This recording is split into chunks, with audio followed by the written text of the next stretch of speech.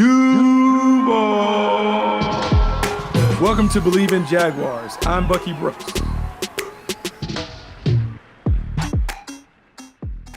What's up, Duval? It's your favorite Jag, Bucky Brooks, and this is Bleav in Jaguars, a podcast dedicated to everything Jacksonville Jaguars. And I am excited because we are about a week away from training camp kicking off. And, once the training camp starts, it is on and popping until we get into maybe February if the Jaguars do what we are all hopeful that they can do. Today, what I want to do is take a little time. I've been going through all the comments that I've seen on YouTube, you guys replying to the podcast, and I love the feedback. It's been really, really great. I want you to continue to do that so it can be an interactive conversation between me and you guys, not just me out here just talking and blabbing, giving my opinions and those things. But before we get to that, let's shout out our sponsor. Bet Online is your number one source for your sports betting needs this season. From baseball, golf, soccer, right to the top fights in UFC, MMA, and boxing. Every stat, every matchup, even live odds and spreads while games are being played. When the game is over, head on over to our online casino, get in on a game of blackjack or poker, or unwind with one of our over 150 slot games. Head to the website today to get in on the action. Use promo code Bleav, BLEAV, for your 50% free bet credit on your first deposit of up to $250. Bet Online, the game starts here. One of the things that I love to do and what I would like to continue to do is to have like feedback pieces, mailbags, where you guys submit questions, you offer commentary, and then I react back to what you guys are saying. And so what we decided to do was pull 5 of the top comments or questions from some of the previous shows, and we will dive right into them and give you answers to some of these questions, or I'll just react to what was written. And the first one is really, really interesting because this is one that, I hadn't really thought about it, but it does make some sense. Some person, 8151, said Trevor Lawrence has 58 touchdowns, 38 interceptions, and 3 interceptions, and now he's extremely overpaid. His teammates will expect him to carry a team. In comparison, Baker Mayfield had 75 touchdowns, 43 interceptions by his third year. Lawrence is an elite. He's at Baker Mayfield level. The teammates will be jealous, or there'll be some animosity created by the money. Well, look, I can't argue with the numbers that you threw out there in terms of Baker Mayfield and Trevor Lawrence. I think it's actually a good comparison just in terms of the situations that they stepped into. When you look at Baker Mayfield, number 1 overall pick, situation in Cleveland, they hadn't won for a long time. He eventually helps them reverse their fortunes and leads them on a playoff run. Trevor Lawrence, same situation. Jaguars hadn't run really in over a decade. He jumps into it. The first year is terrible because Urban Meyer and all the chaos that went along with that. The next year they have a winning season, win a playoff game, and make it to the divisional round. The similarities are, teams picking at the top of the charts typically are bad teams, and they're teams that need someone that can come and be a stabilizing force while also having the supreme talent to get them over the hump. While the numbers between Baker Mayfield and Trevor Lawrence are similar, I would say their games are not. Trevor Lawrence has superior arm talent, has superior athleticism, superior size, all those things when we're checking off boxes, Trevor Lawrence has. Baker Mayfield is feisty and competitive, very accurate thrower, and he seemingly found his way down in Tampa. Some would argue that part of him having success can be attributed to the big body playmakers that he has on the outside, the weapons that he have in terms of Mike Evans and Chris Godwin being, Mike Evans for sure is a high-end number 1. Chris Godwin, some would say he could be a number 1 in the right environment. You think about how he was set up with the weapons that he had, like Baker Mayfield just could throw to, I would say, like an upgraded wide receiver core. For Trevor Lawrence, this is a little more organic when you look at how he's been developed. Had literally, I would say, a very difficult first year, not only in terms of making the transition from college to the NFL, but a coach. And Urban Meyer, who was also making a similar transition, who failed miserably at making that transition, and that impacted not only Trevor Lawrence, but the rest of the team. He gets with a quarterback whisperer in Doug Peterson. You see the immediate improvement in his game. You've seen the steady improvement of his game and situational awareness. We've seen him play winning football. Now, it didn't end it last season how you would like, but part of that was due to the injuries that he suffered. If he's healthy and available, this offense rolls and it rolls without, I would say, a true number one on the perimeter. And because there's not a true number one on the perimeter, what Doug Peterson is saying and what I think we should say is our quarterback is the one that makes everything right. The quarterback is the one who has the superior talent that is going to help everybody else um, play above their games, as opposed to some would contend the other way around. Mike Evans, Chris Godwin, look, they're already elite players. They help Baker Mayfield become elite. I think the difference is just in uh, those subtleties.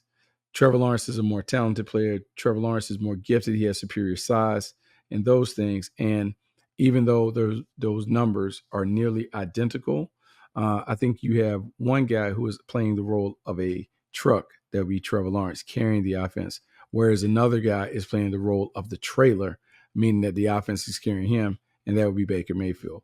Close debate, good conversation, really intriguing to have that conversation, kind of to scrimmage it out loud for you guys. But to me, it's still Trevor Lawrence.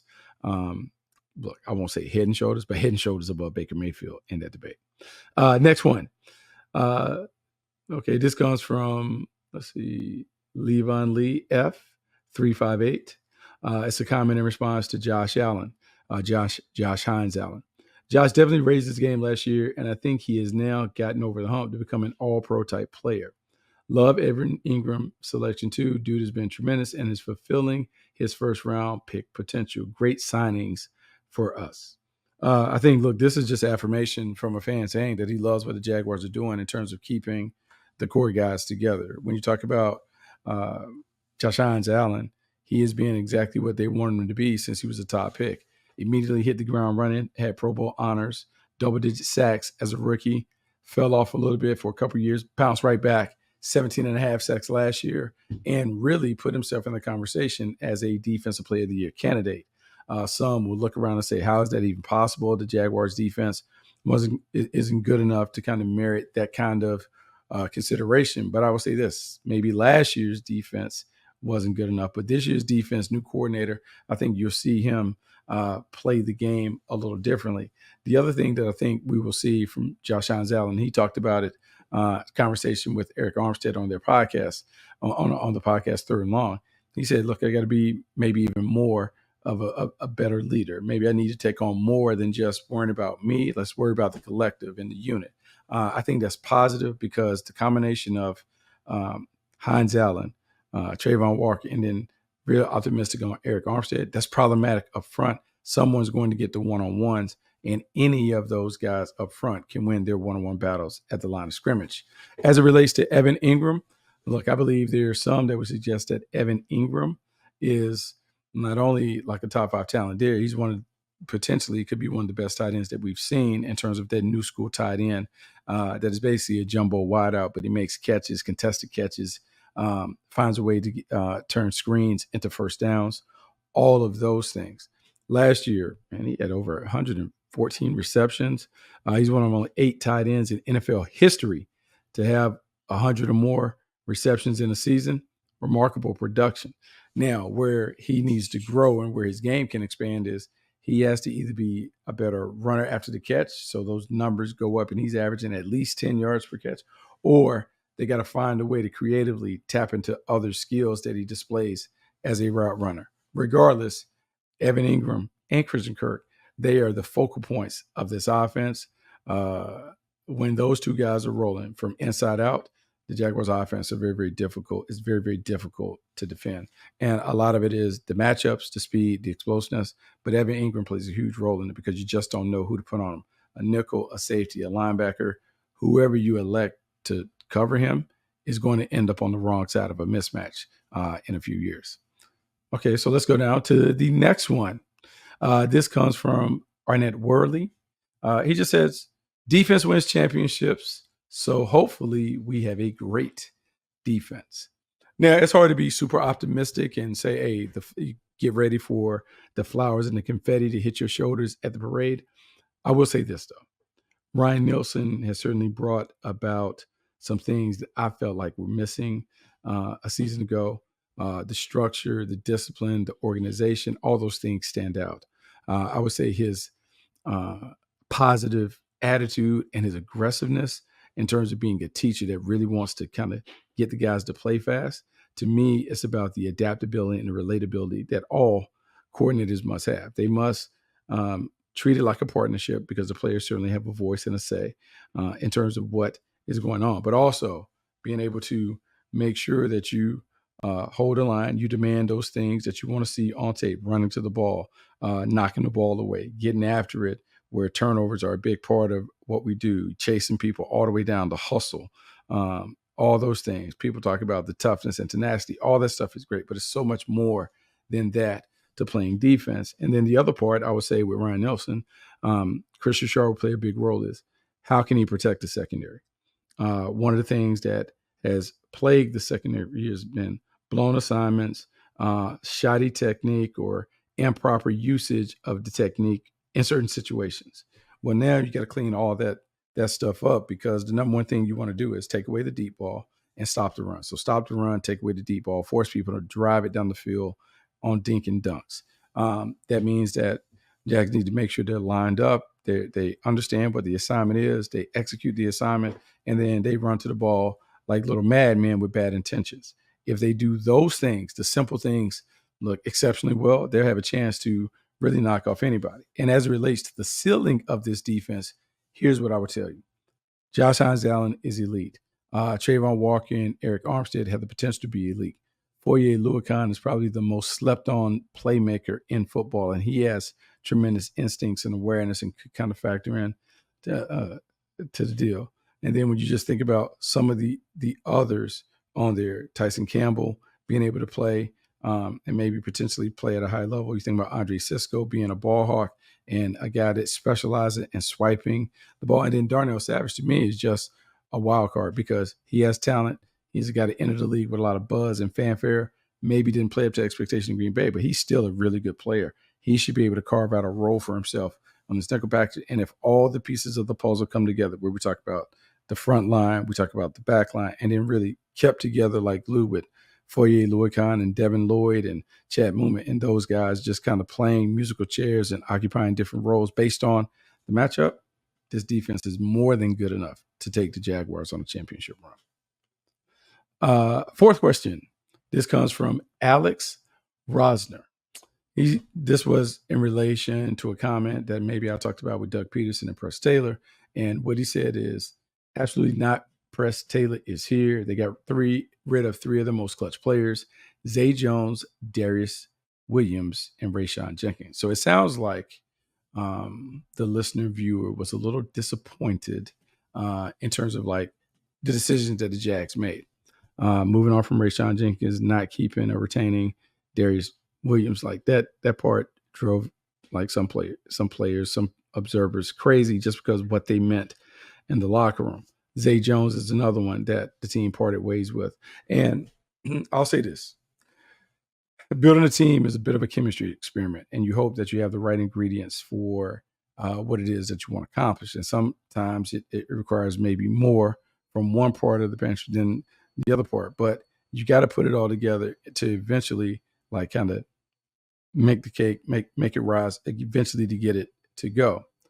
What I see in terms of the moves that the Jaguars made, it's about just getting the right chemistry in the locker room. And not saying that any of those guys were bad, but I think sometimes when you have the disappointment that you had, you're trying to figure out where can we shake things up? Where is a position of either surplus or lack that we need to bring in not only guys that can fill those roles in terms of their athleticism and playing ability, but have the veteran leadership and savvy to navigate through some of these difficult times that the team ultimately face if they are a playoff team.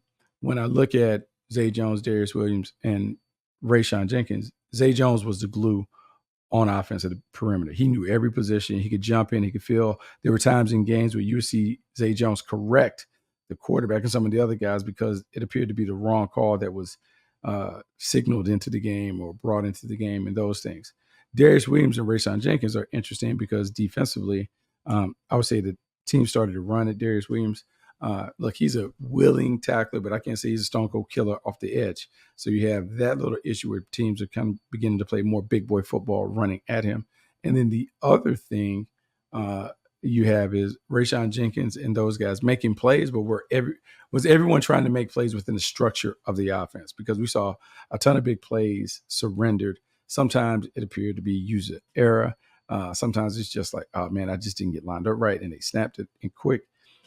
This is one where I just think is about making sure that the veterans that you have in have the experience, the expertise, the personality to jump into a new locker room and immediately not only blend in, but immediately kind of seize the mantle as the, the leaders of the crew in terms of like being able to weigh in and say things and kind of get this team going. It'll be an interesting thing to watch as we get through the course of training camp.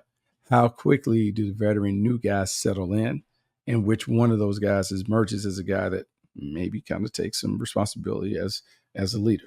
Be interesting. We'll see. Reese, keep the peace. Without a doubt, the most effort the Jags have put in during the offseason and maybe history of the program. As the team builds continuity, they will be a real force. I can't wait to see it.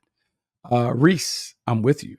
I certainly Bleav that last year's lessons learned from those losses will help them be a much better team this year. And as crummy as it was to go through it, to see the embarrassment of falling apart down the stretch, maybe the team had to hit kind of rock bottom to kind of build itself back up. And when you talk about the chemistry and continuity, it appears to me that Doug has really placed a huge premium making sure that the chemistry and the continuity is right, is together, everyone's on the same page. Also, by bringing in experience and expertise. We've talked about the players that have kind of come in the building since the end of the season. You think about Mitch Morse coming over, Darnell Savage coming over, Ron Darby coming over, helping them, Eric Armstead being another addition. Well, all of those guys can be viewed as, look, extreme professionals, great professionalism, show up early, stay late, don't mind working with the young players, like kind of about it, like about that action. And so I love it because I think this is something that Doug wants. He wants a team that is really connected from top to bottom and a franchise that has the ability to kind of open its arms to everyone so they feel like they're included. They feel like they want to be around the program the entire year. So now your off-season program goes, you got more chemistry, you got people talking to each other, you got people socializing with each other. And when you have those things, that's when your best teams arises because everyone understands where the person is coming from. Sometimes they can finish their own sentences. And that comes from being around each other over the course of the offseason. I think, one, the players that were identified to bring on board, and two, the overall excitement of getting together has really helped the Jags and will continue to help the Jags going forward. Here we go. This is EJ9870. I think the Jags start off 0-6, first 6 weeks of the season. Man, that's not positive. You need to have some positive pills there, EJ. And if you're trying to get a rise out of me, you won't. But I will say this. First part of the season is a difficult challenge to navigate. But I'm really confident in the work that Doug Peterson normally does to get the team ready. The Jags will have a tough physical training camp where they bang around each other, but then he'll scale back and kind of get them ready to play in the regular season. I would say it's certainly not easy for them. You think about Miami and what Miami can do, that explosive offense right out the gate. But, man, you want to be challenged early so you can kind of fit and slot your guys in as needed. To me, no way this team goes 0-6 to start the first 6 games. If anything, I think what you're hoping to do is be optimistic, man. Maybe we can get to 3-3. Maybe it's even 2-4. But we get to the halfway point and we get to the break of the season with a solid record where we're 500 or over. Man, that's when you get excited because you know you're going to make the run down the stretch to be able to do it. Even though it didn't happen last year, after sitting at 8-3, you still have an opportunity to kind of, I'll say, make amends for a disappointing showing by finishing the job this year with a really, really solid start. Here we go. We have Hazel-Eyed Soul. I think Mitch Morse is the biggest addition to the team. What does it say about Luke Fortner if they have Cooper Hodges taking snaps at center during OTAs this offseason? How much confidence do they have in Fortner if Morse goes down? Great question. Here's what I'll say. Mitch Morse was brought in for a reason. There were some struggles at the point of attack that they wanted to address. They bring him in, they give him basically the starting role, and so they're going to roll with him. The thing that you now are going to see are how can we maximize the talent that we have? How can we put all the pieces of the puzzle together? So when you talk about Luke Fortner, yeah, there'll be some evaluation from what he was last year and previous years. How good can he be? What is his potential? Okay, let's weigh all those factors against the other guys who had an opportunity to snap and play and do some of those things. I think for Luke Fortner, it just didn't work out in terms of how he played as a starter. I think he is fighting for his playing life in terms of in Jacksonville based on how he goes about the preseason. If he is smart and tough, he does a really good job, shows improvement, kind of taking some of the stuff that is being said and putting out in play and performance and practice. Well, then you have the opportunity not only to stay around, but you have an opportunity to carve out a path back to the starting lineup down the road. But for right now, this is all about experience and expertise. It's about Mitch Morse being an experienced player who has an expertise in going to Super Bowls. They want to tap into that because that knowledge can certainly help this team make a really, really solid run. So that's it. That's all we have right now for the commentary. And make sure I got through all the comments, got everybody shouted out that kind of sent something over. Yeah, that was great. But as we always talk about, like on the podcast, let's continue to see if we can grow this community. Let's continue to rate, review, subscribe, tell a friend to tell a friend about the great things that are going on Bleav Network.